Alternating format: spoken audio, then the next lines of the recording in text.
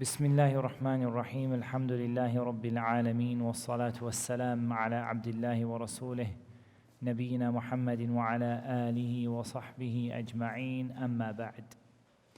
So inshallah ta'ala we continue with the names and attributes of Allah subhanahu wa ta'ala, and today we have two new names to count among the 99 plus names of Allah Azza wa Jal. Al-Qawiyy Al Mateen, Al-Qawi and Al Mateen. And as is the habit of the author, Hafidhahullah ta'ala, what he does is he first of all talks about where these ayat can be found within the Quran. So let us first look at the name of Allah Azza wa Jal, Al-Qawi. It is found in many places in the Quran. Among them is the statement of Allah Azza wa Jal in Surah Al-Shura, ayah number 19. Allahu latifun bi'ibadihi yarzuqu man yasha wa huwa al-Qawiyyul Aziz. Allah is Latif. Do we remember back to when we did the name Al-Latif Al-Khabir? And one of the things we said about Al-Latif, it means that Allah is subtle, if that's the right word. Allah provides for you, but you don't see His provision come on a delivery truck. That just somebody, coming, it's like, yeah, I'm bringing you your daily provision from Allah. Here is your provision from Allah. It comes from unknown places, surprising places, and just suddenly, it's there when it wasn't there before. So it's subtle. Allah subhanahu wa ta'ala, He guides you and He helps you in ways that you can't even perceive. Allah is Latif towards His servants. He provides for whoever He wants. And He is Al-Qawi Al-Aziz. And most of the time that Al-Qawi comes in the Quran, it comes with this particular name attached to it. Al-Qawi Al-Aziz. Al-Qawi comes oftentimes with Al-Aziz. And inshallah we're going to come to those, each one in its place. And the statement of Allah Azza wa Jal in Surah Al-Mujadilah, كتب الله لأغلبن أنا ورسلي إن الله قوي عزيز. Allah said, Allah has decreed, and كتب, Allah has written, Allah has decreed, I will be victorious, me and my prophets, me and my messengers. Indeed, Allah is Qawiyyun Aziz. Allah is Qawi and Allah is Aziz. We're going to come to the meaning in a moment. And the statement of Allah Azza wa Jal, Inna Rabbaka huwa al-Qawiyyul Aziz. Inna Rabbaka huwa al-Qawiyyul Aziz. Indeed, your Lord, He is Al-Qawi and He is Al-Aziz. And this is in Surah Hud, ayah number 66. As for the other name that we're doing today, which is the name Al-Mateen, this only comes in one surah in the Quran, in one ayah. And that is in Surah Al-Dhariyat, that Allah Azza wa Jal said, Inna Allaha huwa al-Razzaqu dhul quwwati al-Mateen.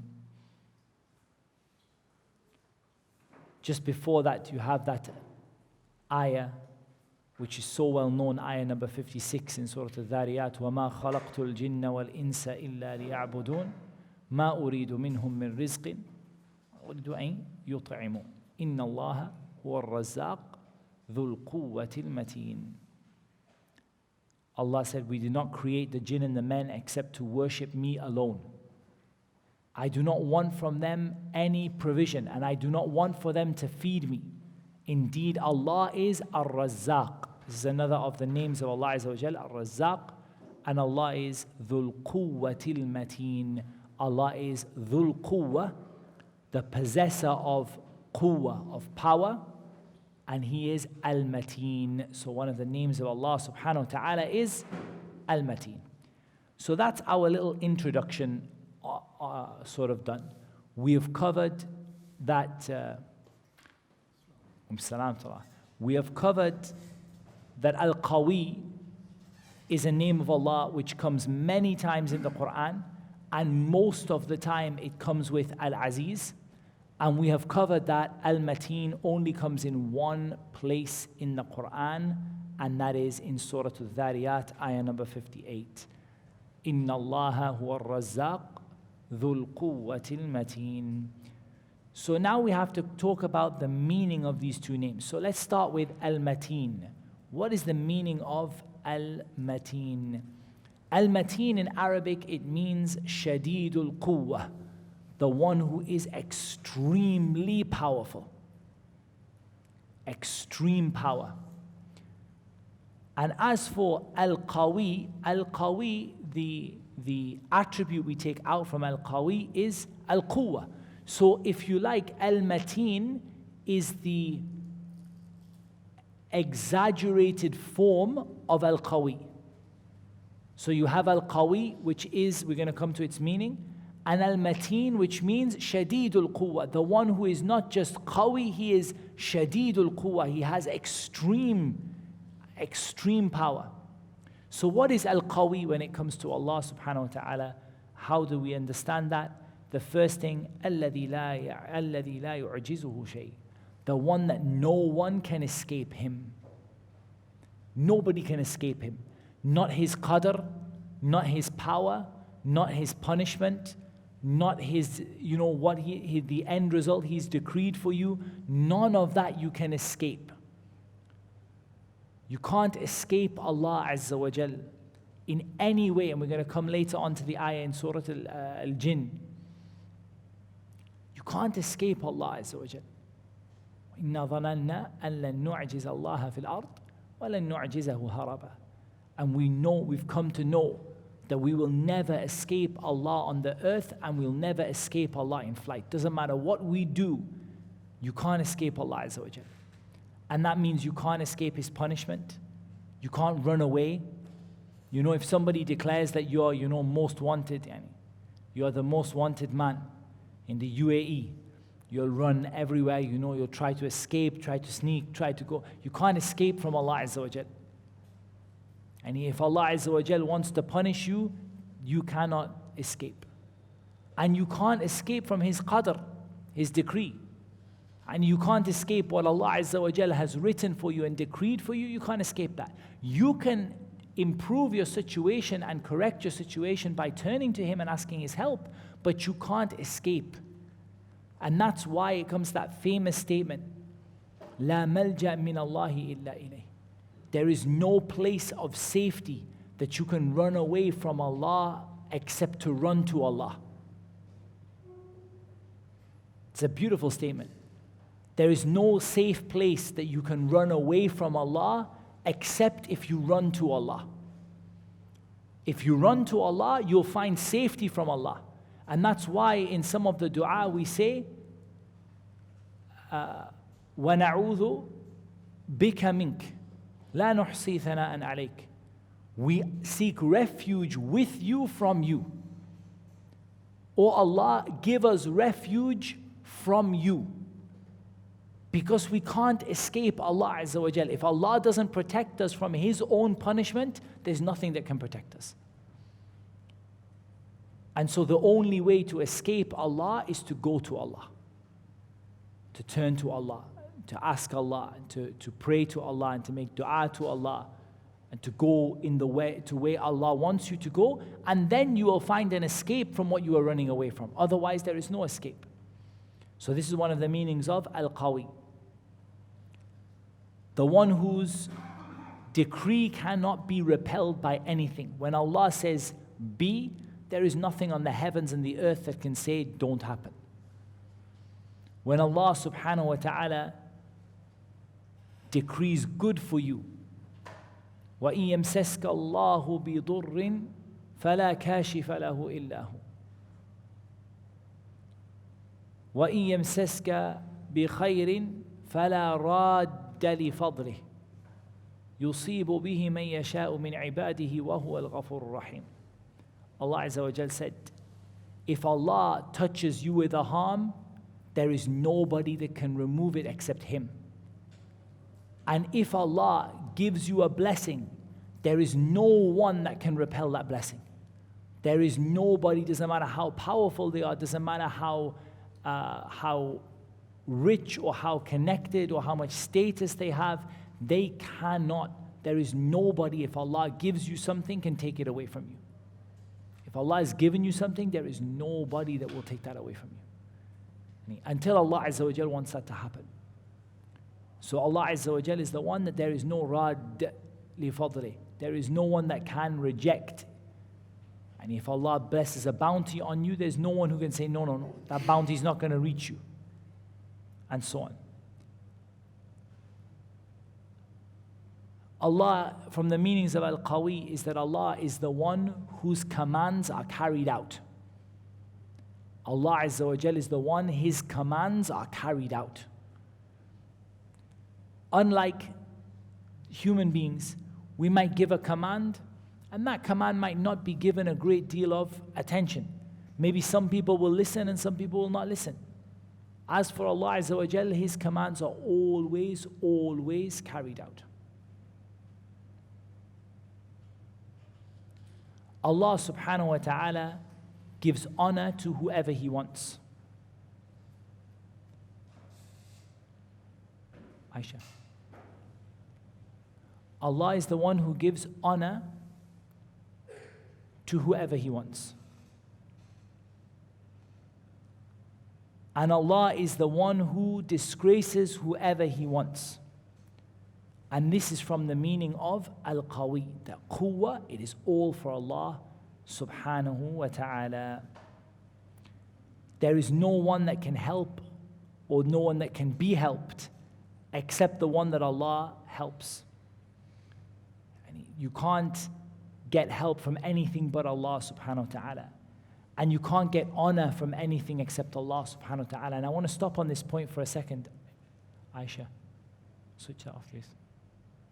Put it away, please. And Yusuf, please.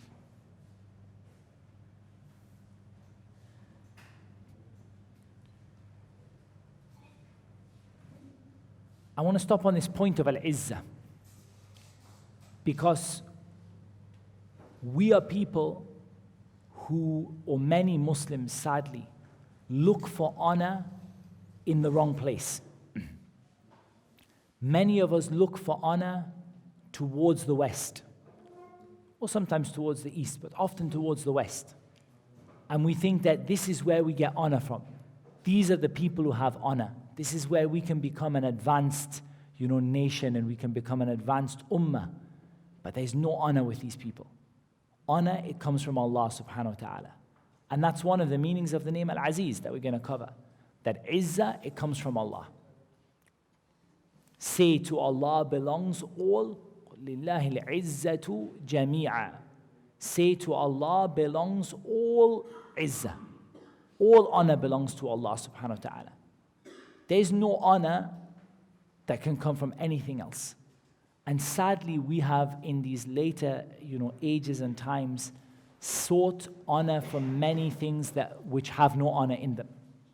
Like seeking honor from the non-Muslims and from their, their practices and their behavior, and behaving generally as though the closer we get to them and the more we behave like them, the more honorable we'll be as a people. And you hear people say that, that Islam is barbaric, or that Islam is backward, or that that we've become more honorable now. And it's not like that. Honor is with Allah subhanahu wa ta'ala. That's where you get honor from. And the more you turn to Allah and the more you follow what Allah commands you, the more honor and the more dignity, the more status that you'll have in the eyes of Allah and in the eyes of the people. And likewise, disgrace and being lowered in status. And that comes from Allah subhanahu wa ta'ala. The one who has been lowered in status, the one who has, and we're not talking about an unfair situation where people look down on others out of arrogance or something like that. But we're talking about the one who really, religiously, they've really hit a low. And that came from Allah subhanahu wa ta'ala. So where do you run to? Run to Allah. And if you run to Allah, Allah subhanahu wa ta'ala will correct that situation that He's put you in. But understand, if you're in a situation where you feel that you are low and you don't have that honor and that status you're looking for, know that you're in that position because Allah Azza wa Jal put you there. And the only one that can take you out of it is Allah Azza wa Jal. And that's important to take from this name. Allah Azza wa Jal said, and this Shaykh is giving an evidence to kind of back up what he said.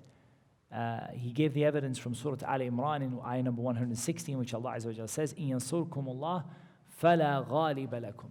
If Allah gives you victory, there will be nobody that will overcome you. وَإِن يَخْذُلْكُمْ فَمَنْ ذَا الَّذِي يَنصُرُكُمْ مِنْ بَعْدِهِ. And if He causes you to be disgraced, and to be defeated, He causes you to be, that you get defeated and enslaved, and you're now like walking in columns behind someone else who won the battle. And if He causes that to happen to you, then فَمَنْ ذَا الَّذِي يَنصُرُكُمْ مِنْ بَعْدِهِ. Who is it that can help you after that? If Allah made something happen to you, who is it other than Allah that can give you victory after that? وَعَلَى اللَّهِ فَلْيَتَوَكَّلِ الْمُؤْمِنُونَ. And upon Allah, let the believers have at-tawakkul. At-tawakkul. And let's remind ourselves, and tawakkul is going to come later on, but let's just remind ourselves what tawakkul is. Tawakkul is doing as much as you can and putting your trust in Allah. And tawakkul is not putting your trust in Allah without doing anything. That's called tawakkul. That's the opposite of tawakkul. Tawakkul is to do what you can and put your trust in Allah Azza wa Jalla. And we were just talking this morning, for those of you who came to the class, about the hijrah of the Prophet ﷺ to Al-Madinah. And we said that this hijrah contains some beautiful lessons of tawakkul. So from the lessons of tawakkul that we see from the hijrah is that the Prophet ﷺ put Ali ibn Abi Talib in his place, in his bed. So he's not, it's not like, okay, come on, we're all just going to walk and recite Surah Yasin and then nobody will see us and, everything will be fine. It's not like that. He's strategizing. The Prophet ﷺ left in a direction other than the direction of Medina, and in opposite direction to the direction of Medina. He headed towards the south, if I'm not mistaken, perhaps the southwest. And he headed away from the direction of Medina, and then he joined the coastal road and came up towards Medina after that. So he headed in a different direction. He hid in the cave, and so on and so forth.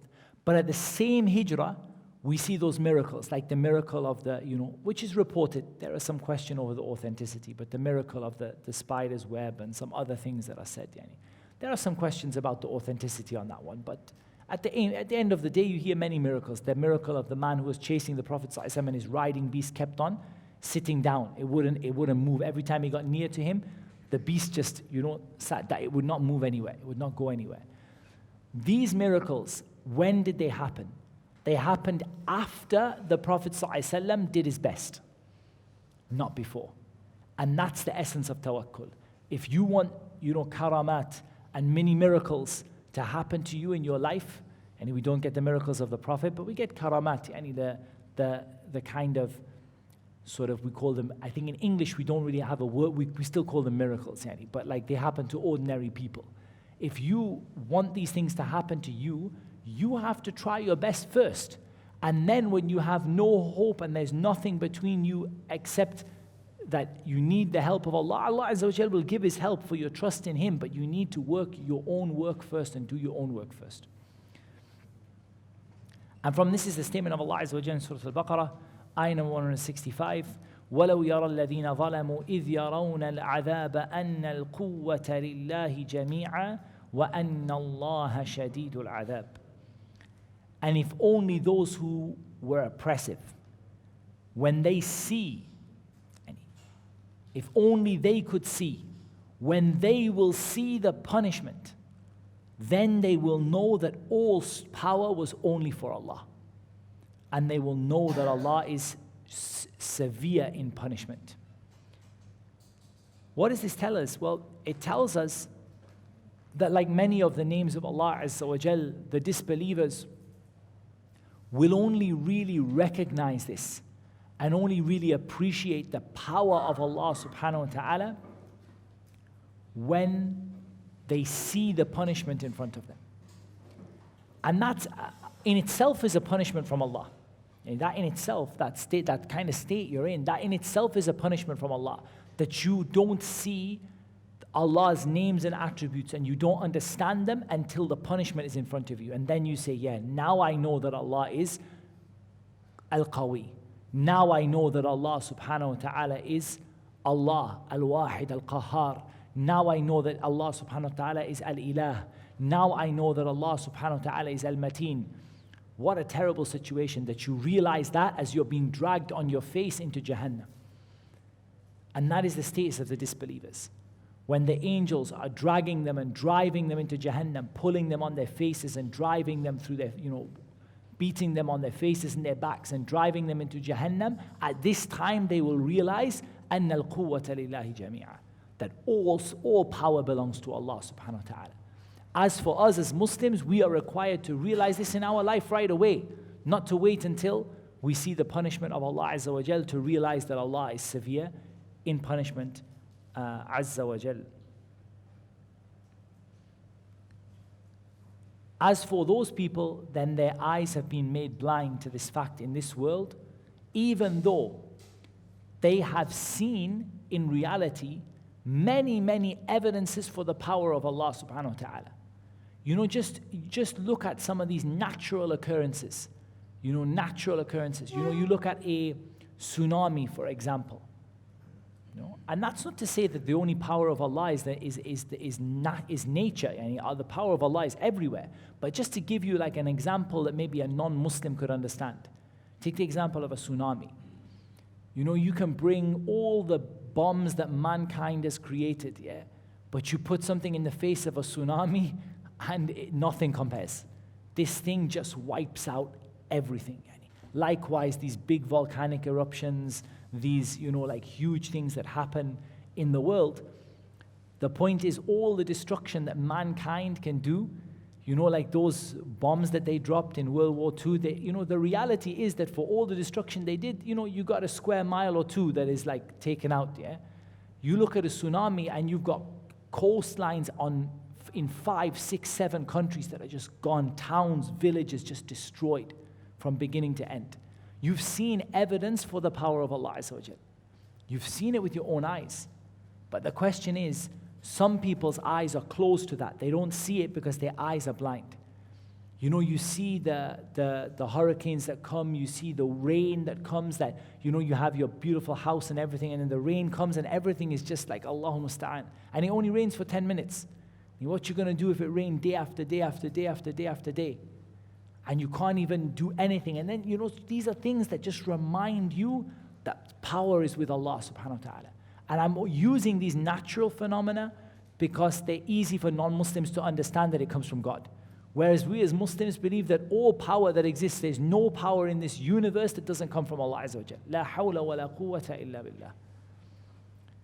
But some of the natural things are easy for people to kind of visualize and appreciate just how powerful Allah subhanahu wa ta'ala is. And we're going to come to other examples of that. And yet these people, despite missing these things, and not seeing them, they worshipped idols, they attached their hearts to them. These idols, like let's take an idol, okay?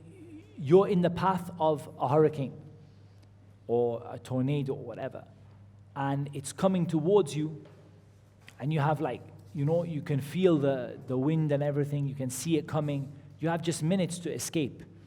You see what that idol will do for you. Put it down, say, okay, see that wind over there? Stop the wind. What's the idol going to say to you? It doesn't even have the ability to say to you, I think you should run now. Nothing. It can't stop it. It can't do anything. It can't say anything. And when the wind comes, what will happen to that idol? It will get pulled up by the wind, and probably it will be the thing that repeatedly bangs you over the head while you're getting, thrown about by this huge wind that comes. The reality is that this idol can't even protect itself. So how can it protect you? And some of the most, I would like to say, in some ways, horrific things that I've ever seen in terms of polytheism. Some of the countries I've visited, and I've seen countries which are extremely polytheistic. Countries where worshipping animals and idols is the norm. And you see people, you see people go to an animal. And I remember seeing a procession of people going to this cow. There's a cow. It's a regular cow. It's not a special cow. It's not a yellow cow. I think it's just a regular black and white cow. And the cow is adorned in flowers and necklaces and whatever. And the people are carrying trays of food to this cow. And it's a procession of maybe like 100 people. And each one of them comes and bows to the cow and gives the cow a tray of food. What does the cow do? It just goes, mm. And that's it. And he just goes, mm. The cow doesn't do anything. The cow doesn't talk. The cow doesn't help them. The cow doesn't eat the food. And he mashes a bit of it up and throws the tray over. And the cow, it's a cow. It doesn't do anything. And if you were hungry, you would have slaughtered the cow and had a beef burger. The cow is not able to help you in anything. So how can these people attach themselves to something so weak and yet leave Al-Qawi Al Mateen, the one who is completely powerful and perfectly strong, but instead their hearts attached to something that can't save itself? So I come along with my sharpened knife and I'm feeling like steak. That cow, it can't stop itself. It can't say to me, no, don't do this. I am the God of this area, and the people worship me, and it's gonna be steak. This cow can't do anything. It can't protect itself, let alone protect anyone else. And at least the cow is a living being. What do you do when that thing is a picture of a cow? And you're going to the picture of the cow and you're giving it food. There's no words to describe how blind these people are. And you're going to a picture of a cow or an elephant or a monkey, and you're putting food underneath the picture that you made and printed or bought and sellotaped on the wall, and you're putting the food underneath that picture. And is there any misguidance after that? And can anybody become more misguided than that? At least the living cow, maybe it might have eaten some of the food sometime, but you can't, to go to a picture and put a tray under a picture and then pray to the picture to save you. And the house sets on fire. Is that picture going to burn? It's not even going to save itself. And look at the difference with Allah subhanahu wa ta'ala. Al-Qawi Al Mateen. Subhanallah. Like Allah subhanahu wa ta'ala told us, can you say that the light is like the light is like the darkness? Can you say that light and darkness are equal? Not two are not the same. And from the evidence of the power of Allah subhanahu wa ta'ala and His might is the help that Allah gave to His prophets and His awliya. In the stories of the prophets in the Quran, and these are some of the best examples of this. Allah Azza wa Jal said in Surah Hud, ayah number 66, فَلَمَّا جَاءَ أَمْرُنَا نَجَّيْنَا صَالِحًا وَالَّذِينَ آمَنُوا مَعَهُ بِرَحْمَةٍ مِنَّا وَمِنْ خِزْيِ يَوْمَئِذٍ إِنَّ رَبَّكَ هُوَ الْقَوِيُّ الْعَزِيزُ. Allah said, when our command came and to destroy the people of Salih, we saved Salih and we saved those who believed with him by a mercy from us from the disgrace of that day. Indeed, your Lord is Al-Qawi Al-Aziz. Now notice the name that is used. When Allah talks about helping Salih and saving him despite his whole people got destroyed, Allah subhanahu wa ta'ala, after mentioning that all the people of Salih got destroyed and that Salih was saved, Allah says, Inna Rabbaka huwa al-Qawiyyu al-Aziz. Indeed, your Lord, He is Al-Qawi. How do you know that? Because you know in the example of Salih. And Allah Azza wa Jal said, La yansuranna Allahu man yansuruh, Inna Allah laqawiyyun aziz. Allah will give victory to those who help Him. What does it mean to help Allah Azza wa Jal? So that's a literal translation. To help Allah subhanahu wa ta'ala. Allah doesn't need any help. I need to help the religion of Allah subhanahu wa ta'ala to be a cause for the things that Allah loves to happen, and to be a cause for the things that Allah Azza wa Jal hates to stop. All of that, you are helping the religion of Allah, and Allah subhanahu wa ta'ala is in no need of help.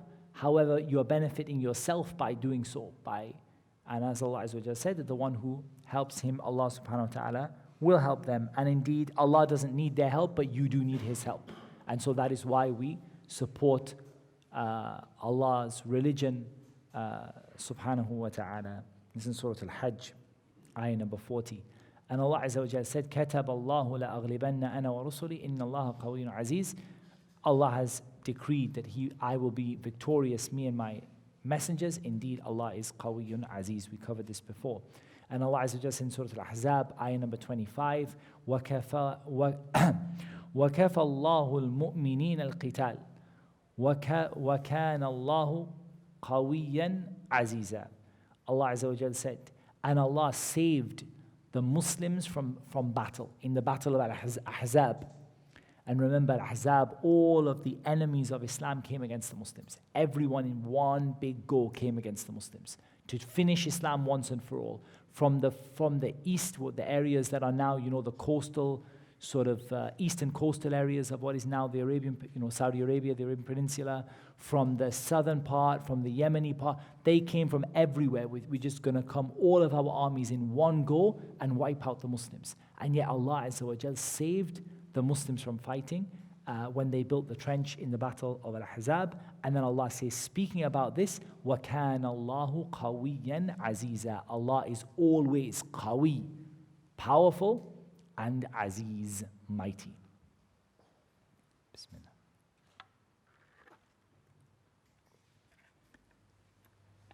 And from the signs of the power of Allah subhanahu wa ta'ala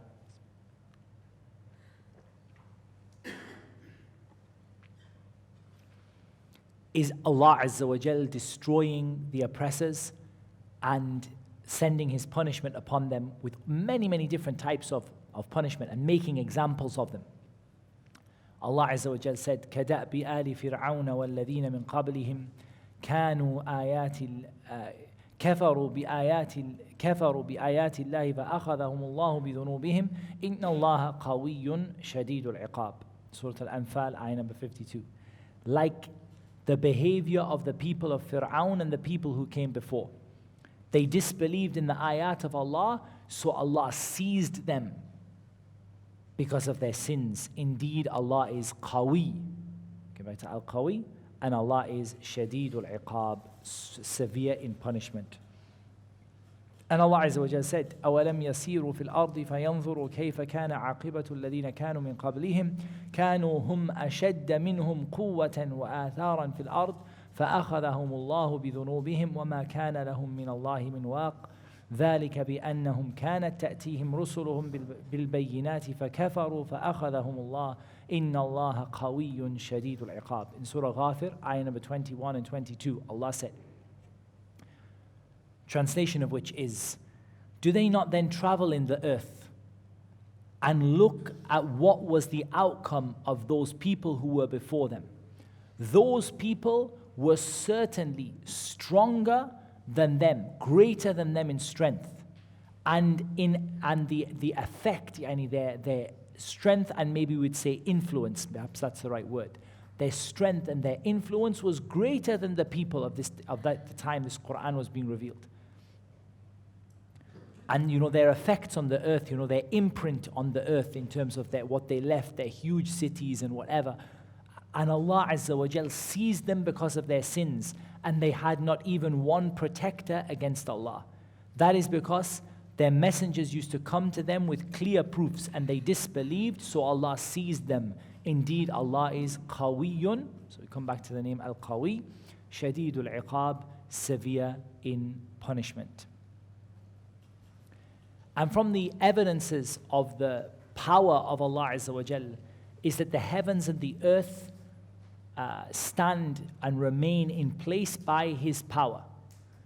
So if you think about all the power we've given, the examples of the power we've given so far, they've all been on this earth. But the entire universe is being held through the power of Allah Azza wa Jal. And that it doesn't collapse upon itself and destroy itself by the power of Allah subhanahu wa ta'ala. As Allah Azza wa Jal said in Ayat al-Kursi, وَلَا يَؤُودُهُ حِفْظُهُمَا وَهُوَ الْعَلِيُّ الْعَظِيمُ. Allah is not fatigued by guarding everything and controlling everything in the heavens and the earth. It doesn't fatigue Allah. Indeed, Allah is Al-Ali, the most high, and Al-Azim, the most great. And Allah Azza wa Jal said, أَوَلَمْ يَسِيرُوا فِي الْأَرْضِ فَيَنْظُرُوا كَيْفَ كَانَ عَاقِبَةُ الَّذِينَ مِنْ قَبْلِهِمْ كَانُوا أَشَدَّ مِنْهُمْ قُوَّةً وَمَا كَانَ اللَّهُ لِيُعْجِزَهُ مِنْ شَيْءٍ فِي السَّمَاوَاتِ وَلَا فِي الْأَرْضِ إِنَّهُ كَانَ عَلِيمًا قَدِيرًا. In Surah Fatir, Allah Azza wa Jalla said, do they not travel on the earth and see what is the outcome of those who were before them, who were greater in strength than them? And there is nothing that can escape Allah in the heavens or the earth. Indeed, Allah is Alimun, He is Alim, Kana Aliman, He is always Alim and Qadir. And those are two of the names that we've covered, inshallah, or we will come to cover. And also linked to this is the issue of rizq, of provision from Allah subhanahu wa ta'ala. That all of the provision is in the hands of Allah subhanahu wa ta'ala, and He gives it to whoever He wants. And that is linked to His name Al-Qawi, because the one who has that much power and the ability to do anything He wants, gives to whoever He wants and takes from whoever He wants. Nobody says to Allah, you can't give this. And nobody says to Allah, you can't withhold this. And there's a what's the word? A little sort of kind of a subtle point here that you can benefit from. When people talk about guidance and misguidance, of course we believe that guidance and misguidance, they come from Allah. Okay? You don't guide yourself and you don't misguide yourself. Allah Azza wa Jal is the controller of guidance and misguidance. But a person may say, well, if Allah misguides me, and let's remember that Allah does not misguide anyone who wants guidance and strives and tries for it and does the necessary actions. Because that's, Allah misguides with wisdom. But someone might say, like often atheists will say, many atheists I meet personally will say, why was I not guided? I mean, God should have guided me. If He didn't guide me, He mustn't exist. What do we say to them? We say to them, when Allah gives something, nobody says to Allah, why did you give it? And when Allah takes something, nobody says to Allah, why did you take it? That's why He is Al-Qawi. That's why He is Ar-Rabb, the Lord. You don't have an option, there's no complaints procedure, and you can't phone the supervisor and complain that you didn't get your guidance this morning. And you ask it from Allah, or you don't get it from anybody. That's it, it's that simple. Allah subhanahu wa ta'ala gives it to who He wants, and He takes it from who He wants. And that is part of His name, Al-Qawi, the one that nobody has supervision over him. Nobody tells him you can't give this and you can give this. And from this also there's another sort of subtle benefit, which is that the prohibition of saying, "Oh Allah, I ask you by your Prophet, and I ask you by the Kaaba, and I ask you, by the honor of the Sahaba," or whatever else people say. This is a huge munkar, a huge evil, to ask Allah by the status of the Prophet ﷺ. Huge evil, because it goes against the meaning of this name, and you are compelling Allah to, or you are imploring Allah to do something based on the status of someone else. "Oh Allah, give me this because of the status of your Prophet." But nothing has anything in the sight of Allah Azza wa Jal except what status they were given by Allah Azza wa Jal. And so this is another further evidence for the impermissibility of asking Allah by the status of His creation.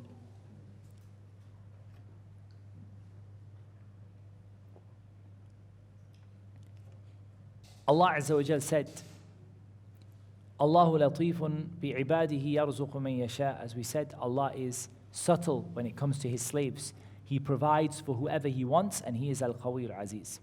And Allah said, Inna Allaha huwa al-Razzaq dhul quwwati Al Mateen. Indeed, Allah, He is Al-Razzaq dhul quwwa. So Allah links Al-Qawi to Al-Rizq.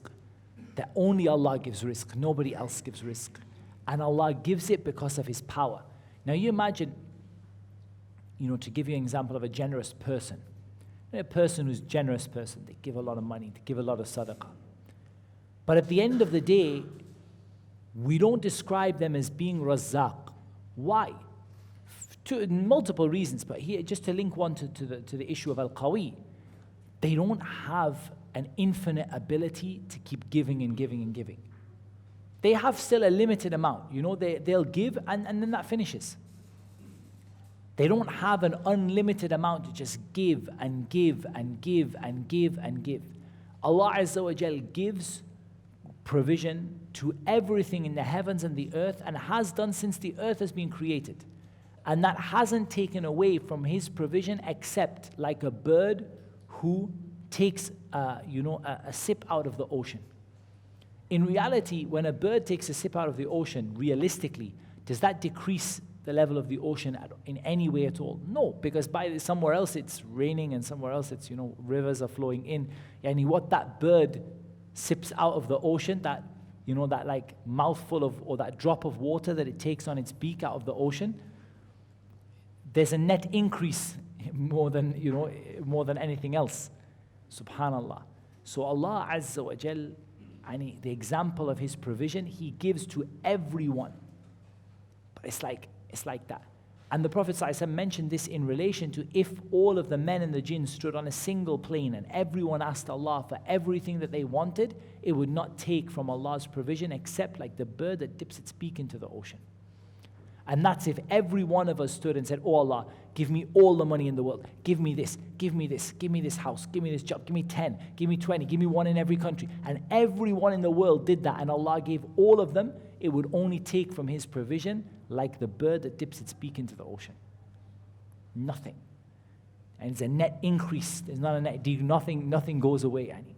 Allah subhanahu wa ta'ala, His provision, no one has that ability like Allah subhanahu wa ta'ala has. And of course the fact that Allah is always giving. No one else is always giving. كُلَّ يَوْمٍ هُوَ فِي شَأْنٍ. Every day He's engaged in something. And there's no ability for us to bring benefit to ourselves or to prevent harm from ourselves except with Allah Azza wa Jal, through Allah subhanahu wa ta'ala. As Allah Azza wa Jal said in the famous ayah in Surah Al-Kahf, ayah number 39, وَلَوْلَا إِذْ دَخَلْتَ جَنَّتَكَ قُلْتَ مَا شَاءَ اللَّهُ لَا قُوَّةَ إِلَّا بِاللَّهِ. And if only you had entered your garden and said, مَا شَاءَ اللَّهُ, there is no quwwah, there is no qawi, except Allah. There is no ability for us, there is no quwwah, there is no power for us, except if Allah Azza wa Jal, or through Allah subhanahu wa ta'ala. And from the evidences of this, as we said, is there is nowhere to run from Allah except to Him. And there is no escape except to seek that escape from Him with Him. And there's no place that you can escape from Allah except by turning to Him subhanahu wa ta'ala. As Allah Azza wa Jal said in Surah Al-Anfal, ayah number 59, وَلَا يَحْسَبَنَّ الَّذِينَ كَفَرُوا سَبَقُوا إِنَّهُمْ لَا يُعْجِزُونَ. Do not let those who disbelieve get fooled into thinking that they have escaped. Because maybe they will think, they will look at their wealth, they'll look at their children, they'll look at their life in this dunya, and they think, we escaped, we got out of it. It didn't come to us. إِنَّهُمْ لَا يُعْجِزُونَ. They will not escape. They will not escape. And as Allah Azza wa Jal said, وَأَنَّا ظَنَنَّا أَن لَن نُعْجِزَ اللَّهَ فِي الْأَرْضِ وَلَن نُعْجِزَهُ هَرَبًا. The jinn, they said, that we have come to know that we will not escape Allah on the earth and will not escape Allah in flight. And that's important that you bear that in mind. You guys know that I usually bring the jinn into this sometimes.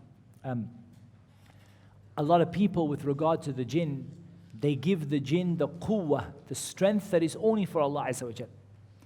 And they fear them so much, but they don't fear Al-Qawi, the one who is so powerful that the jinn know they cannot escape him on the earth and they can't escape him in flight.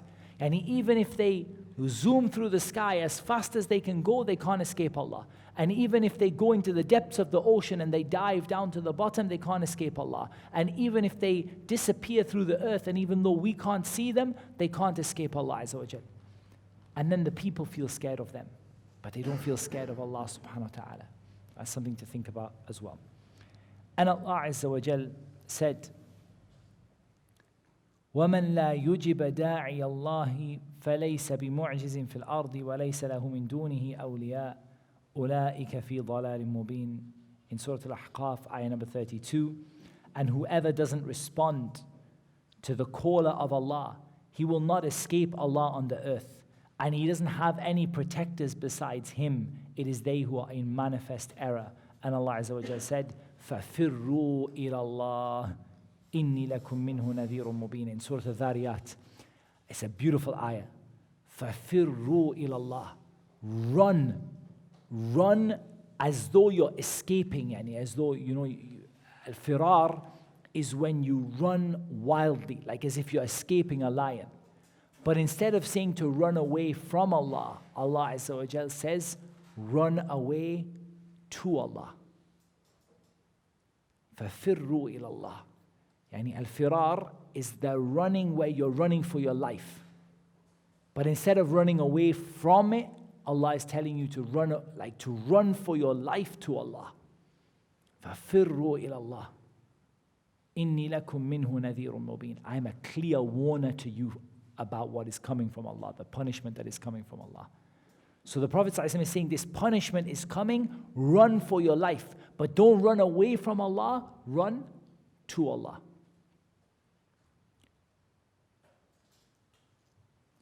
And from this is that we learn that there is no movement, there is no ability, there's no giving, there's no withholding, there's no honor, there's no dishonor, there's no victory, there's no power, there's no might, there's no change, there's no transformation except with the power of Allah subhanahu wa ta'ala. And from this is this beautiful word that we learn, and this phrase that we learn, that is from the Kunuzul Jannah, and in some of the ahadith it is a kanz from underneath the arsh, from under the throne of Allah, and that is la hawla wa la quwwata illa billah. Allah Azza wa Jal said, أَلَا لَهُ الْخَلْقُ وَالْأَمْرُ تَبَارَكَ اللَّهُ رَبُّ الْعَالَمِينَ. Allah said in Surah Al-A'raf, ayah number 54, indeed to Allah belongs all creation and all command, and Allah is, blessed is Allah, Lord of the worlds. And Allah said, ما يفتح الله للناس من رحمة فلا ممسك لها وما يمسك فلا مرسل له من بعده وهو العزيز الحكيم. In Surah Fatir, ayah number 2, whatever Allah opens to the people of provision, nobody can hold that back. And whatever Allah holds, no one can send it to the people after him. And he is Al-Aziz Al-Hakim. And Allah Azza wa Jalla said, يُدَبِّرُ الْأَمْرِ ما من شفيع إلا من بعد إذنه. In Surah Yunus, ayah number 3, Allah controls everything. There is no intercessor except after his permission. And as we said, this beautiful word, لا حول ولا قوة إلا بالله.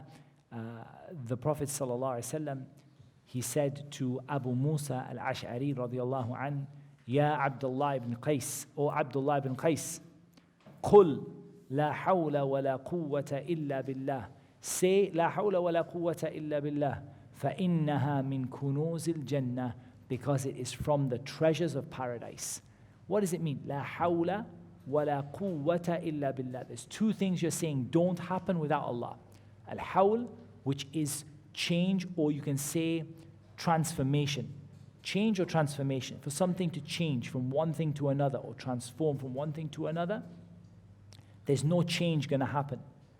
And there's no quwwah, there's no strength and power to make something happen or cause something to happen, illa billah, except through Allah. Except through Allah Azza wa Jal. And that hadith that we mentioned, that hadith of Abu Musa, is in Bukhari and Muslim. And Imam Ahmad narrated from the hadith of Abu Dharr, أمرني خليلي بسبع. My beloved صلى الله عليه وسلم commanded me to do 7 things, and he mentioned them, and he said, وأمرني أن أكثر من قول لا حول ولا قوة إلا بالله فإنهن من كنز تحت العرش. He commanded me to frequently say لا حول ولا قوة إلا بالله, for indeed these words are from a treasure that belongs beneath the throne of Allah. This is a word. What does it really mean? What's the essence of it? What it means is al-Islam wal-istislam. It's a word of Islam, yani affirming your faith and your belief, and it's a word of submission, that I'm not going to be able to do this. I'm not going to be able to do this on my own. I can't instigate any change. I can't bring about any power except with Allah subhanahu wa ta'ala. And it's a statement of tafweed, yani leaving it to Allah, trusting in Allah subhanahu wa ta'ala. And it's a statement of iltija, seeking refuge with Allah. So you're like turning and you're saying that, oh Allah, because there's no way for me to instigate or to me to affect any change except through you, I need you to help me to affect this change. And it's a statement that you don't have any power over your own situation. We have free will. But what is your free will? Your free will is under the will of Allah. لِمَنْ شَاءَ مِنْكُمْ أَن يَسْتَقِيمُ وَمَا تَشَاءُونَ إِلَّا أَن يَشَاءَ اللَّهُ رَبُّ الْعَالَمِينَ. For the one of you who wants to be upright, and you have the free will to be upright, but you will not be able to exercise that free will unless Allah wills you to do it. Meaning that you now have a choice, but to be able to affect that choice, like I've made a choice. Today I'm going to memorize 10 hadith. I made a choice, but I can't actually get anything out of that choice unless Allah subhanahu wa ta'ala helps me to do it. And I can't even make the choice to do it unless Allah helps me to make that choice, unless Allah inspires me to make that choice, and Allah helps me to make that choice, and Allah gives me the power to actually bring that choice into effect. I can't do it without Allah subhanahu wa ta'ala. And it also shows that there's nothing else that can benefit or that can harm you except with the permission of Allah subhanahu wa ta'ala. So how many of us are trying to go from a state of disobedience to a state of obedience? And how many of us are, sort of maybe, coming to the classes, hoping to become a bit better, a bit more practicing? You need to realize that for you to become a bit more practicing, you're going to have to go to Al-Qawi, to Allah, and you're going to have to ask Allah to help you to be able to bring that change into effect. Because if He doesn't help you, number one, how many people in the world have not even made that choice, that they even want to start practicing Islam? How many people in the world are going the other way? They want to choose not to practice Islam and choose not even to believe in Islam. How many people don't even care or haven't even given it any thought? How many of those people who say, tomorrow I'm going to pray, are going to die? How many of those people are going to say, tomorrow I'm going to pray, and they won't pray? If you want to change your life, you need Allah to change it for you. And so you need this la hawla wa la quwwata illa billah. It brings about this realization that you need Allah's help. There's no way for you to go from sinful to practicing. There's no way for you to go from being sick to being healthy. There's no way for you to go from being weak to being strong. There's no way for you to go from having little to having a lot. There's no way for you to do anything from anything that you want to do in your life and anything you want to achieve in your life except by asking Allah Azza wa Jal, and that is the meaning of La hawla wa la quwwata illa billah.